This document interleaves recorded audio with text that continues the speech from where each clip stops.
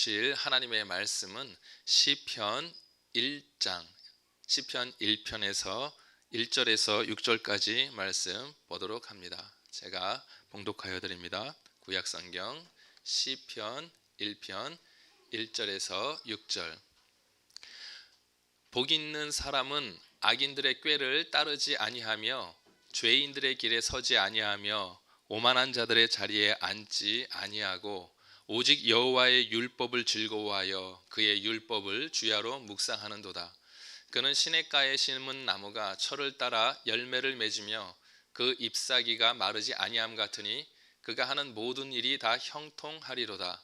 악인들은 그렇지 아니하며 오직 바람에 나는 겨와 같도다.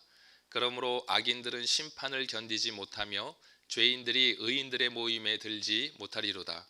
무릇 의인들의 길은 여호와께서 인정하시나 악인들의 길은 망하리로다. 아멘.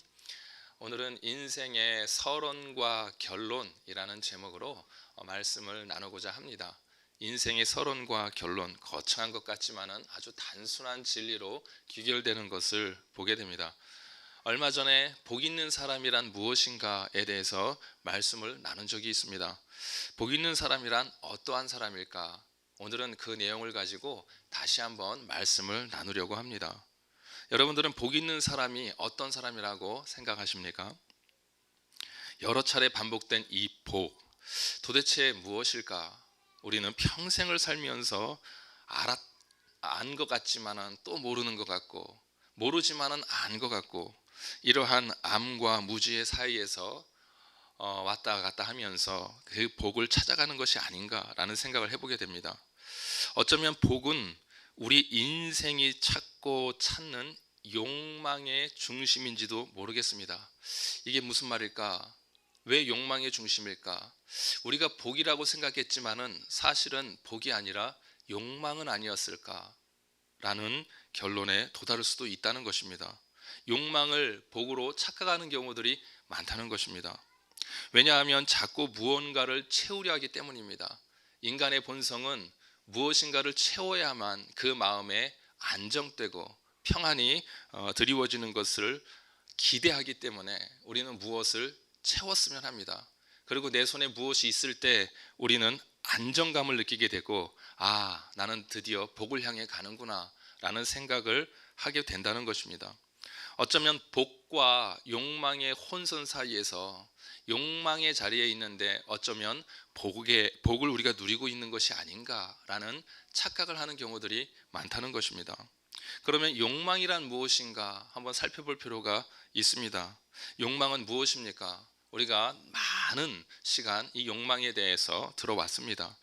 국립국어원의 표준국어 대사전에는 이 욕망에 대해서 정말 따로 공부한 것처럼 이 편찬위원들이 혹시 이 욕망을 연구하고 내용을 기록하였나 할 정도로 너무나 잘 이 전 역사를 아우르는 내용을 한 문장으로 요약을 잘 해뒀습니다. 저는 어제 그것을 찾아봤는데 깜짝 놀랐습니다.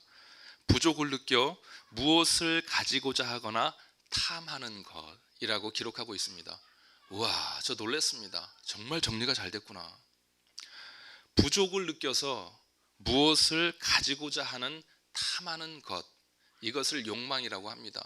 비록 국립국어원의 표준국어 대사전에서만 이렇게 얘기하고 있는 것이 아니라 과거의 현자들도 그랬고 철학자들도 그랬고 이 욕망에 대해서 연구하는 많은 사람들이 바로 이 한 문장으로 결론을 내렸다가 또 연구하고 또 찾아보고 이러한 인고의 과정을 겪고 있는 것입니다. 부족을 느껴서. 그래서 동서양의 선인들도 사실은 욕망을 결핍으로 보았습니다. 자신에게 결여되어 있는 대상에 대한 사랑이라고 플라톤은 이야기하였습니다. 내가 없으니까, 내가 가지고 있지 않으니까 그것을 너무 갖고 싶어서 그 대상을 사랑하게 된다는 것입니다. 또 순자는 어떻게 얘기했냐면 자신에게 없는 것을 바라는 것, 그러한 뉘앙스로 얘기하는데 자신에게 없는 것을 밖에서 구한다. 이것을 욕망이라고 하였습니다. 다시 말해서 욕망이란 내가 없는 것을 본능적으로 느끼는 것이 욕망입니다. 나 저것 좀 있었으면, 나 저것 좀 가졌으면, 내가 살아남기 위해서는, 생존하기 위해서는 저것이 있어야 하는데, 그러한 생각, 이것이 바로 욕망이라는 것입니다. 그런데 이 욕망과 이 복 사이에서 우리는 이 부분을 생각해 보아야 하지 않을까요? 혹시 있는 것이 없어지는 것이 복인 경우가 많지 않을까요? 없는 것이 없는 것으로 그 자체로 복이 될 수 있는 경우들이 참 많습니다. 오히려 있어서 복이 되지 않는 경우들이 많이 있습니다. 사실 성경은 이러한 것이 복인 경우들을 적지 않게 가르치고 있습니다. 다시 말해서 너희들이 있다고 생각하는 것을 차라리 버리는 것이 복이다. 그리고 없느냐? 그 없는 그 자체가 사실은 복이다. 그러나 우리 사람들은 없어야 될 것이 있기 위해서 그것을 채우려 하다 보니 때로는 복에서 멀어지는, 욕망의 바다에서 헤어나오지 못하는 경우들이 많다는 것입니다. 그러면 이제 한 발짝 더 나아가서 우리에게 없는 것이란 무엇인가? 도대체 무엇이 없기 때문에 이렇게 갖고 싶어 하나? 이러한 부분들을 살펴보아야 하지 않겠습니까? 여러분들은 내게 무엇이 없다고 생각하십니까? 지금 앞에 있는 이 최중훈 목사는 무엇이 없다고 생각하십니까? 사실은 조심스럽게 살펴보면 내 안에 무엇이 없는지조차도 모를 때가 많이 있습니다. 정말 없는 것을 없는 것으로 보지 않고 있는 것으로 착각하는 경우들이 많다는 것입니다. 무엇이 없는지 모르고 무엇이 있는지 모르기 때문에 사실은 내가 없는 결핍을 모를 때가 많다는 것입니다. 또한 내가 가지고 있다고 생각하지만 없는 경우들이 많다는 것입니다. 그것을 오해라 할 수 있고 착각이라 할 수 있는 것입니다. 자, 우리에게 없는 것이 무엇인가? 사실 깊게 생각해 보면은 우리에게 없는 것은 의의가 없다는 것을 알게 됩니다. 어쩌면 사람들은 이 의의가 없다는 것을 모르지만은 본능적으로, 본성적으로 이 의의를 좀 얻고 싶어서 다른 말로 욕망이라는 단어가 사용되는 것이 아닌가 조심스럽게 생각해 봅니다. 그런데 그 욕망이 내 안에 있는 의의라는 것을 모를 때가 많이 있습니다. 왜냐하면 의의라는 것은 윤리적인 옷을 입고 있기 때문에, 도덕적인 옷을 입고 있기 때문에 당연지사 내가 많이 접하였고 그러한 부분들은 인식적으로 내 안에 있을 것이다 라고 생각하는 경우들이 많이 있습니다. 그러나 이 의에 대해서 우리가 면밀히 들여다보면은 내가 의의가 없는 이 갈증이 결과적으로는 두려움과 수치심과 부끄러움과 더 나아가서 무언가를 가지고자 하는, 그것이 명예이든지 돈이든지 체력이든지 권력이든지 아니면 나의 안전장치이든지 내가 그것을 갖고자 하는 욕망으로 드러나는구나 라는 것을 발견하게 됩니다. 그 중심에는 의의 부재라는 것을 우리는 보게 됩니다. 그러면 의란 무엇인가? 내게 없을 수도 있는 이 의란 무엇인가? 다양한 의미와 접근이 가능하겠습니다마는 오늘 본문과 연계하여서 그 의의 어떤 부분을, 모든 부분이 아닌 어떤 부분을 본다면 이 의와 행복은 긴밀하게 연결되어 있다는 것을 발견하게 됩니다. 그래서 행복의 중추가 있다면 그 행복의 중추는 의다라는 것을 보게 됩니다. 사람들은 이 의를 보지 못하기 때문에 두려워하고 불안의 개념으로 우리 안에 의미를 차곡차곡 쌓아가고 무엇이 불안한지 몰라서 또 그것이 불안하게 되고 잠들기 전에 불안하고 단지 소유의 문제뿐만이 아니라 내 심리적으로도 불안하고 행복과 가까운 것 같지만은 상당히 요원한 관계인 것을 발견할 때마다 나는 누구인가? 라는 질문을 목사인 저조차도 때로는 많이 던질 때가 많이 있습니다. 의는 행복의 중추인데 그 의가 내 안에서 발견될 때 비로소 우리는 만족하게 되고 그리고 그 안에 평화와 샬롬과 안정과 안식이 드리워지게 되는 것입니다. 아주 유치한 표현으로 우리가 법적으로만 잘 지켜도 삶이 평안한 것처럼, 물론 결코 비견될 수 있는 외연은 너무나 좁아서 이러한 비유조차가 참 진정한 의에 의하면 아무것도 아닙니다만은, 그러나 정말 표면적으로 유치한 비유를 한다 하더라도 우리가 법만 잘 지켜도, 이 법에서 말하는 의만 잘 지켜도 우리의 인생과 사회 시스템 가운데의 삶이 평안한데, 이 의의 본질이 내 안에서 발견된다면 내 안에 있는 모든 두려움들과 수치심들과 이러한 부끄러움들이 얼마나 치료가 되겠을까. 사실은 사람들이 이 의를 몰라서 저를 포함하여 많이들 24시간 혼란과 카오스 가운데에 삶을 살아가는 것이 아니겠습니까? 로마서 1장 17절을 예로 들어서 간단하게 설명을 한번 해보겠습니다. 복음에는 하나님의 의가 나타나서 믿음으로 믿음에 이르게 한다라고 하였습니다. 하나님의 의가 도대체 뭐길래, 얼마나 좋길래 믿어버리게 되나? 그리고 믿음으로 믿음에 이르게 하나? 그리고 믿음은 또 무엇인가? 이 하나님으로부터 나타나는 의, 아니면 이 하나님이라는 단어를 한번 빼보겠습니다. 이 의의 본질 그 자체가 드러났을 때에 이 의가 얼마나 광채가 나며 햇빛보다 밝고 내 마음에 있는 내 중심의 모든 폐부를 알고 있으면, 마치 법을 알면 우리의 삶이 평안한 것처럼, 그리고 내 주변에 마치 법관이 있었으면 하는 그 바람처럼, 내 주변에 좀 변호사가 있었으면 하는 그 바람처럼, 내가 그 의의 본질이 내 안에서 드러날 때에 내 마음이 도대체 어떻길래 믿어버리게 되는 것일까? 믿음은 사실 신뢰고 사랑이지 않습니까? 하나이지 않습니까? 일체이지 않습니까? 무엇이 나와 하나가 되었고 무엇이 나와 일체가 된 어떠한 그 본능적인 어떠한 것을 인식했다라는 것입니다. 의가 그런 것이다라는 것입니다. 내 안에 의가 없을 때 어떻게 됩니까? 우리는 분리감에 빠져서 두렵습니다. 누군가가 나를 죽일 것 같습니다. 누군가가 내 편이 아닌 것 같습니다. 누군가는 모두가 적인 것 같습니다. 그러나 이 의는 이상하게 나를 수용합니다. 나를 받아들입니다. 이 세상에 있는 모든 것들이 꼭 나와 하나가 되는 것 같은 희한한 느낌이 들게 만드는 이 의, 그리고 내가 나를 볼 수 있도록 렌즈를 끼워주는 이 의, 이게 도대체 뭘까? 복음에는 하나님의 의가 나타나서 믿음으로 믿음에 이르게 하나니, 이 의란 말로 설명할 수는 없지만 우리가 알아가게 되는, 그래서 이 로마서 1장 17절에 나와 있는 의를 이렇게 신학적으로는 정리를 합니다. 법정적 의미로서의 의다. 이게 무슨 말이냐? 쉽게 얘기하면 나는 의인이 아니지만은, 내 안에서는 아직 의가 발견되지 않았지만은, 내 안에서는 그 어떤 진짜들이 발견되지 않았지만은 하나님께서 여러분들에게 선고해 주시는데 어떻게 선고해 주시냐? 너는 의인이다. 그래서 법정적인 선고라고 이야기합니다.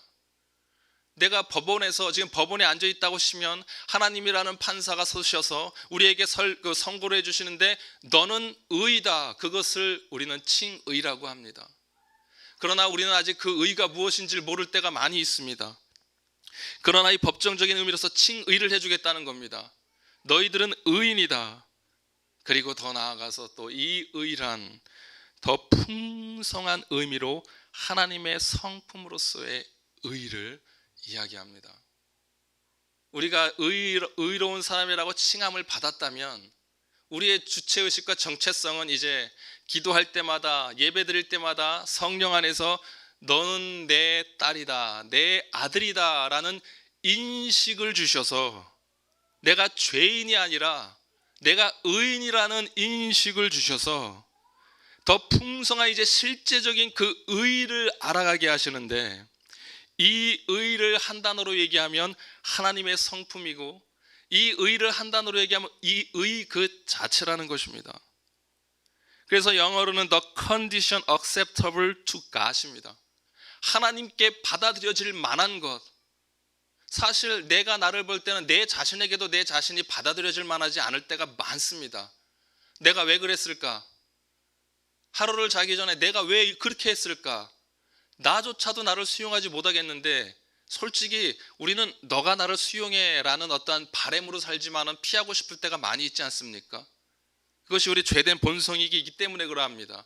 그런데 하물며 살아계신 하나님께 우리가 acceptable한 그러한 감정, 그러한 느낌, 그러한 지식, 그러한 의지를 갖게 된다는 것은 기적이 아닐 수 없는 것입니다. 우리가 주변에 있는 사람조차도 우리는 나를 드러내고 싶지 않거든요.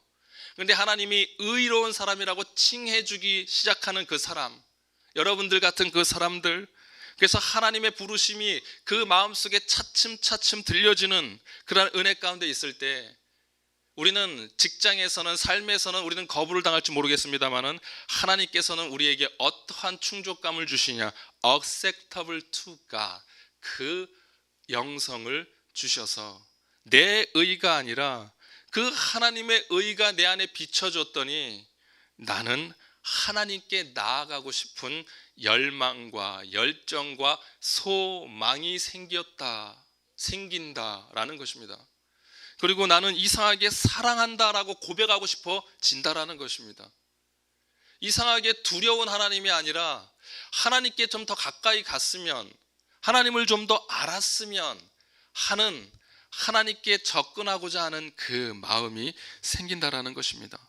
그래서 여기서 말하는 의란 정말 올바름 그 자체, 정확성, 청정, 무슨 청정? 윤리적인 부분에서, 도덕적인 부분에서 죄 없음, 그리고 또 선, 이러한 모든 것들을 통틀어서 의, 바로 복음에는 하나님의 의가 나타나서, 그러니 이 올바름에 대한 어떠한 기준과 지식, 정확함, 그리고 어떠한 청정함, 내 마음의 어떠한 그 청정한 그 마음, 그리고 우리가 그렇게도 찾고 있는 선과 악이 무엇인가, 그리고 가치, valuable, virtue, 이러한 가치성, 나의 어떠한 가치성, 이러한 것들이 학문적인 지식으로 얻을 수 있는 부분이기도 하지만은 이것은 어떻게 보면 깨달음과 관련된 부분이다라고 우리가 볼 수 있다는 것입니다.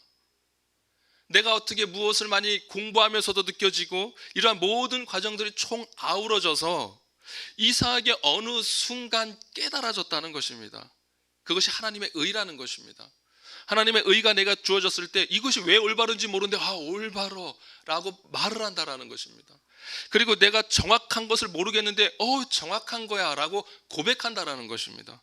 그리고 내 마음이 청정하지 않음에도 불구하고 그 마음 가운데 청정한, 마음이 청결한 자는 여호와를 본다고 하였는데, 하나님을 본다고 하였는데 오해하지 않는 그 마음, 모든 잡음들과 모든 혼선들이 사라진, 그래서 어떻게 보면 나는 청정하지 않은데 내 마음이 막 청정한 것을 고백하게 된다는 것입니다. 이게 선이구나. 그렇다고 선을 설명하라면 잘 설명을 못 하겠습니다. 그러나 그 선을 향해서 가는 어떠한 그런 의지들이 생긴다라는 것입니다. 이것이 로마서에서 이야기하고 있는, 아니 더 나아가서 성경 전체에서 이야기하고 있는 의의 본질이다라는 것입니다. 그러므로 이 본질, 이 의가 복음에 나타났다라는 것을 볼 때에 우리에게 없는 것은 이 의라는 것을 사실은 조금만 돌아다 보아도 발견하게 된다는 것입니다. 그러므로 없는 것을 채우는 것을 복으로 생각했을 때에 무엇이 없는지를 몰라서 다른 것을 채우려 하니, 이 무엇이 없는 것이 바로 그 의인데, 의는 곧 풀어서 이야기하면 신뢰와 믿음과 사랑과 확신과 평안함과 샬롬과 팩트니스와 진리와 사실과 진실, 이 모든 것들이 포함된 내용을 의라고 이야기합니다. 그러니 의가 없으니 우리는 윤리를 찾습니다. 의가 없으니 샬롬, 평안을 찾습니다. 의가 없으니 내가 나를 죽일 것 같은, 거기서부터 우리가 헤어나고자 수치심을 버려버리기 위해서, 두려움을 버리기 위해서 나만의 성을 쌓습니다. 그러나 누군가는 그 성을 또 빼앗아야만 내가 안정을 취할 수 있기 때문에 나는 또 그것을 빼앗으려고 칼을 갑니다. 그 중심에는 의가 없어서 그렇습니다. 이 의에 대해서 노래하고 있는 많은 인문학자들과 종교학자들과 그리고 선인들의 울부짖음과 애증이 사실은 이 의를 노래하고 있는 것이 아니었겠습니까? 그러므로 없는 것을 채우는 것을 복으로 생각하는 이 인간의 본성은 프레임상으로는 맞지만은 성경조차도 그것을 동일한 프레임으로 얘기할 때가 많이 있습니다만은 중요한 것은 목적어입니다. 무엇을 채우려 하는 것인가? 진짜 없는 것을 채운다면 금상첨화입니다. 그러나 원래부터 있는 것 때문에 내가 괴로워하고 있는데, 원래부터 다른 것을 채워야만 내가 더 많은 무기를 가져야만, 내가 더 많은 칼을 가져야만 내가 살 수 있다 하여서 많은 칼을 갖고 있는데 그럼에도 불구하고 더 많은 칼을 가지려고 하는 그 체험은 어쩌면 끝없는 바다를 향해서 달려가는 인생의 표류가 될 수도 있다는 것입니다. 다시 말해서 무엇이 없는지를 모를 때에 엉뚱한 것을 채우려 하다 허기에 직면하는 경우들이 많습니다. 그것이 바로 저 최중훈 목사의 인생이었습니다. 그러므로 복 있는 사람이란 사실은 자신에게 무엇이 없는지를 아는 것입니다.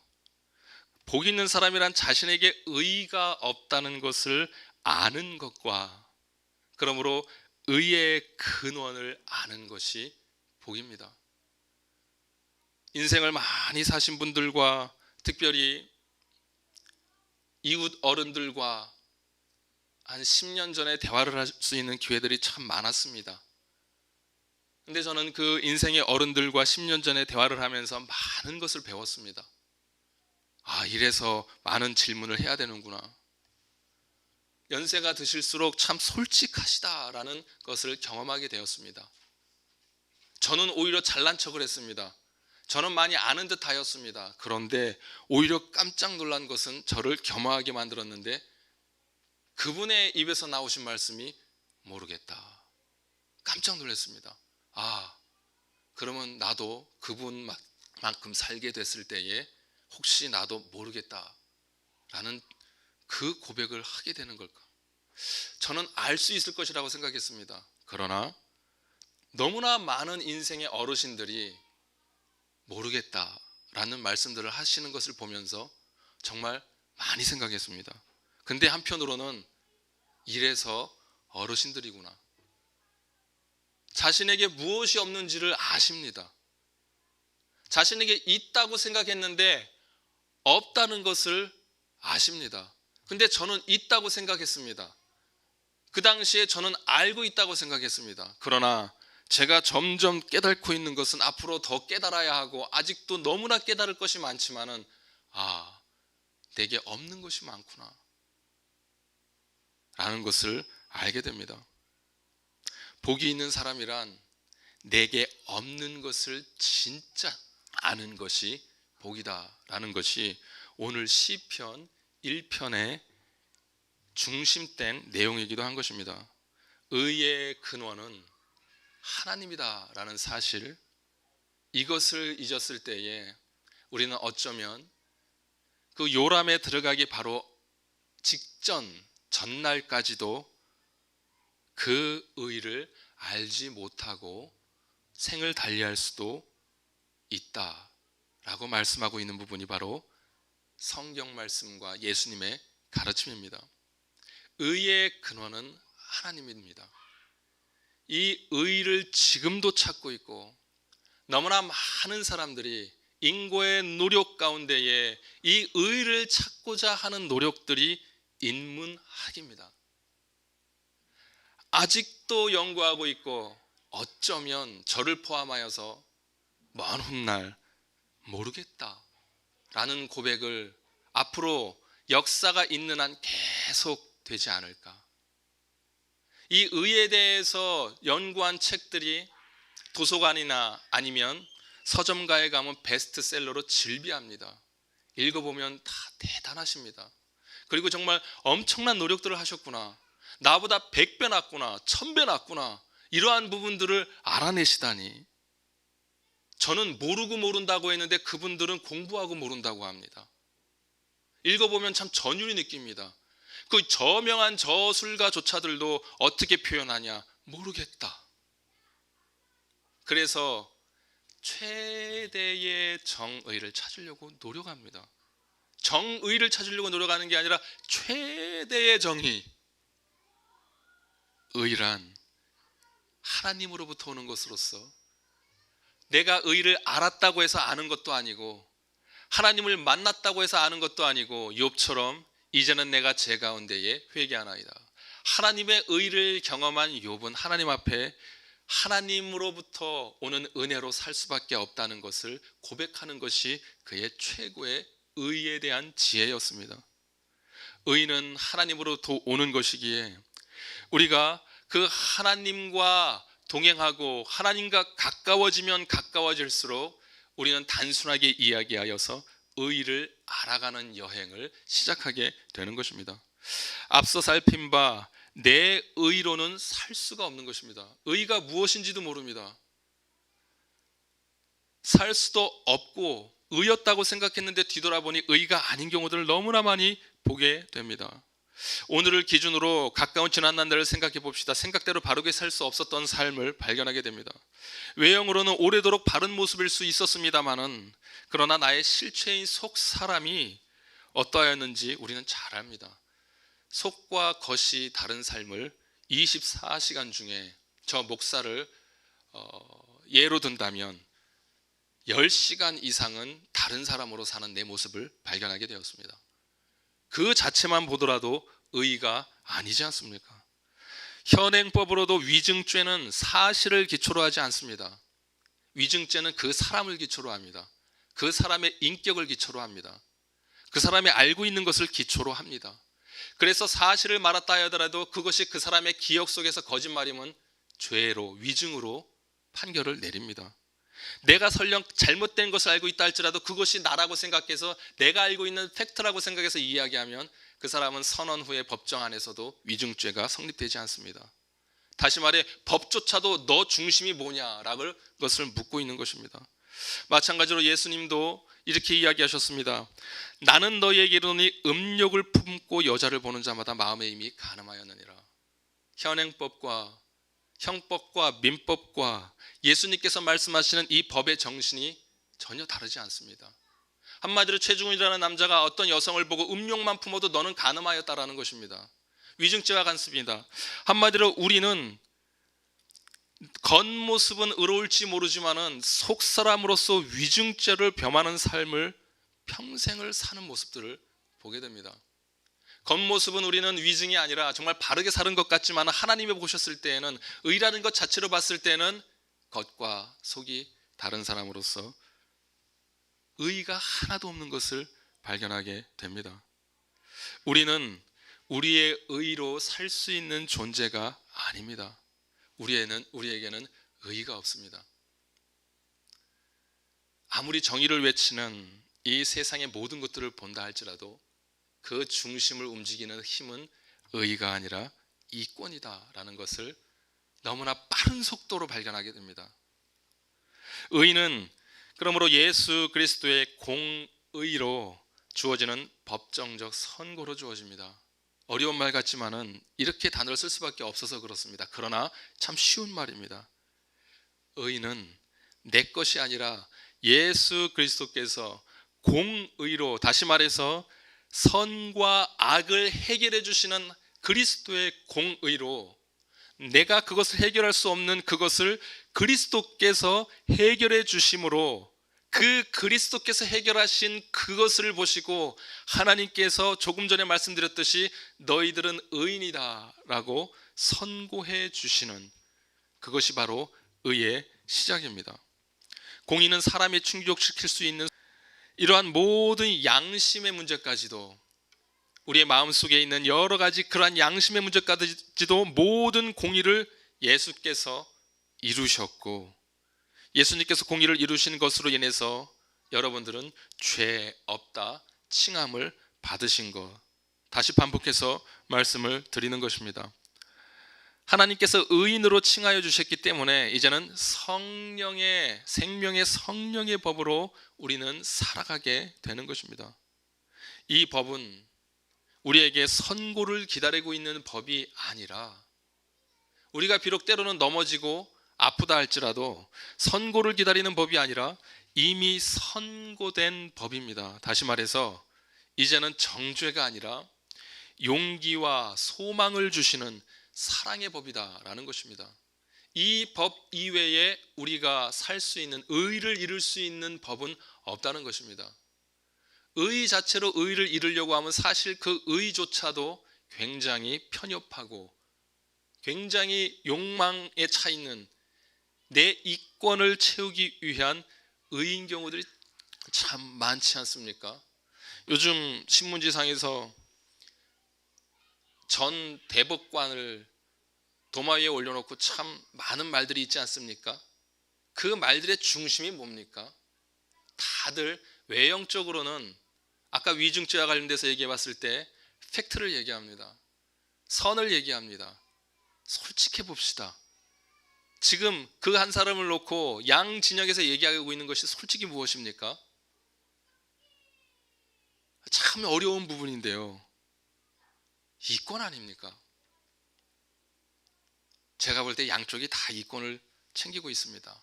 물론 어느 쪽에 더 큰 대의가 있냐의 차이지에, 그런데 그것을 또 나쁘게 보고 싶지는 않습니다. 그렇게 해서 그나마 또 선이 이루어지니까. 중심으로 말씀드리고 싶은 것은 결과적으로 의를 통해서 의를 이루려면 계속 난관에 빠진다는 것입니다.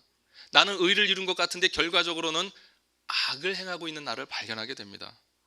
의는 내가 이루어지는 것이 아니라 채워진 그 의로 말미암아 하나님의 수용감으로 나는 비록 못했지만은 내일 또 너 또 할 수 있어. 내일 모레 너 또 할 수 있어. 오늘 못했는데 또 내일 하나님께서 아니야 너 할 수 있어. 지금 당장 할 수 있어. 우리는 그것을 회개라고 합니다. 이것이 생명의 성령의 법이다라는 것입니다. 교육학에서도 이야기하지 않습니까? 아이들에게 진정한 수용과 칭찬과 권위와 어떤 그 놈, 가정 안에서 있는 어떤 그 계명이라고 해야 될까요? 이 모든 것들이 있는 아버지 같은 아버지 무엇이죠? 수용해 주는, 그리고 권위 있는 아버지 무엇이죠? 계명과 해야 될 것과 하지 말아야 될 것을 가르친 그 아이들의 지능 지수가 높다고 하지 않습니까? 하나님의 창조 원리는 다 하나로 통하지 않습니까? 의란 내가 그냥 그 계명으로만 너는 그 이뤄야 돼. 그 아이들에게 아무리 가르쳐 보십시오. 안 되는 것을 당장 경험하지 않습니까? 아이가 되는 방법은 그 계명도 있음과 동시에 너는 이렇게 해야 된다라는 어떤 그 놈이 있음과 동시에 부모의 수용감이 있을 때 되는 건 아니었습니까? 5살만 돼도 8살만 돼도 우리는 그것을 날마다 경험합니다. 생명의 사랑의 법이란 하나님께서 우리를 그렇게 대우해 주시겠다는 것입니다. 이미 너희들의 그 법정적인 선고, 그 계명을 어겼을 때 죽음은 난 보지 않겠다. 나는 이제 내가 가지고 있는 의를 너희들에게 주겠는데, 그 의는 한 번에 주어진 의이면서 차츰차츰 알아가는, 마치 단맛이 있는 음식을 먹는 것과 같은 그러한 소지로서의 의이기도 한 것이기에, 하나님의 그 의를 알아가면 알아갈수록 우리는 그것이 이제 행복인 것입니다. 그러나 그 의에 초점이 맞춰졌을 때는 못 이루지만은 하나님의 수용, 사랑의 생명의 성령의 법, 이 법으로 할 수 있어. 나는 너희들이 그걸 하기를 원하는 마음으로 계속 밀어줘라는 그 수용감 속에서는 우리는 그 의를 알아가고 찾아가는 개념인 것입니다. 의를 이루는 개념이 아니라. 그리하여서 사람들은 믿음으로 살 수 있는 복을 누리게 됩니다. 믿음은 그러므로 별거 아닙니다. 왜 별거 아니냐? 나로부터는 나오지 않기 때문에 별거 아닙니다. 내가 가질 수 있는 것이 하나도 없는 게 믿음입니다. 위트겐슈타인은 믿음은 우리가 가질 수 있다 하였습니다. 그 믿음과 다릅니다. 이 믿음 별거 아닙니다. 하나님이 주시기 때문에. 이 의가 보여지면, 이 복음이 들리면, 하나님의 말씀이 들리면 이 의가 보여지기 시작하는데 그 의가 우리를 믿는다라는 고백을 하게 만들기도 합니다. 그러나 그 전에 여러분들에게 믿음은 선물로 주어졌을 것입니다. 믿음이란 그러므로 하나님을 알아가는 지식인 것입니다. 살아계심을 믿는 것과 모든 것의 근원이심을 믿는 것, 다시 말해서 상주심을 믿는 것, 더 쉽게 얘기하면 무엇입니까? 잃어버린 의를 주시는 것, 그것을 믿는 것. 우리는 상을 마치 어떤 상품, 포장된 상을 받는 것으로 생각하기도 합니다. 그것도 맞습니다. 그러나 진짜 상은 무엇입니까? 정말 내 안에서 그 아름다움, 선, 내가 정말 평안하고 싶은 거, 내가 만족하고 싶은 거, 내가 정말 안심하고 싶은 거, 이 모든 것들, 생명이라고 얘기하지 않습니까? 그것을 살아있는 것, 의, 그것이 하나님을 아는 믿음 안에서 주어지는 복들인 것입니다. 믿음이라 하나님을 아는 것, 하나님의 살아계심을 믿는 것이 아니라 사탄도 하나님의 살아계심을 믿습니다. 그러나 그 의를 선물로 받는 사람들, 그러니 믿음이란 큰 복이고, 믿음은 내 내적인 사람이 부요해지는, 풍성해지는 하나님의 상을 더불어서 받는 모든 것을 총칭해서 믿음이다라고 하는 것입니다. 우리가 보통 믿으십시오, 믿으십시오, 교회 나오십시오, 예수 그리스도를 믿으십시오, 이것은 사탄들도 합니다. 진정한 믿음은 부요해지는 것입니다. 우리의 속사람이 풍성해지는 것이 믿음인 것입니다. 그리고 믿어라 믿어라 해서 믿는 게 아니라 그 하나님의 의에 노출된 사람들은 하나님의 믿음의 현장으로 이끌려지는 것입니다. 이 하나님을 어디에서 알아가는 것인가? 이것이 이제 오늘 시편 1편의 핵심인데, 삶의 현장에서 이것을 우리는 복과 관련해서 보아야 한다는 것입니다. 시편 1장, 2장은 그래서 시편의 서론이라고 합니다. 이 시편의 서론이란 무엇인가? 나머지 부분들 총 150장으로 구성되어 있는데 총 4파트로 나눠져 있습니다. 그럼 4파트는 어떻게 되냐? 이 시편 서론이 포함된 1편과 그 다음에 2편, 3편, 4편으로 쫙 나눠져 있는데, 다시 말해서 이 4편의 4덩어리의 시편은 결과적으로 시편 1편에 집중이 됩니다. 시편 1편이 서론이고, 이 서론의 내용이 적용된 내용들이 시편 150편까지의 이야기라는 것입니다. 이 하나님의 의의 은혜를 입은 사람들, 그래서 의가 뭔지는 알겠는데 아직 100%는 모르고 그 갈증과 갈망이 있는 사람들, 의에 줄이고 목이 말라버리는 사람들, 이러한 사람들이 이 시편 1편을 가지고 살게 되는데, 의지적으로 수행이 아니라 오토매티컬하게 내 욕망이, 내 욕구가, 좀 저속한 표현으로 하면 내 그 세상적인 욕망조차도 이것을 갈망하는 욕망으로 바뀌게 되는데, 어떻게 바뀝니까? 복 있는 사람은 악인의 꾀를 쫓지 아니하며 주야로 여호와의 말씀을 묵상하고 악인의 길을 따르지 아니하고 죄인의 길에 서지 아니하고, 이러한 욕구가 우리 안에서 일어나서 비록 아브라함처럼 또 범죄하고 사기치지만은 다시 또 일어나서 이 욕구를 향해 간다라는 것입니다. 이것을 성령의 소욕이라고 이야기합니다. 시편 1편 이하의 내용들은 하나님께서 언제까지니까 삶 가운데서 어려움이 있을지라도 하나님의 말씀을 붙드는 그 모습, 하나님의 공의를 내심 의심의 눈초리로 보지만은 그럼에도 하나님을 의지하는, 시간이 없어서 줄여보면 그래서 인생의 고난 가운데 있음에도 불구하고 이 하나님의 말씀을 붙드는 모습으로 바뀐다라는 것입니다.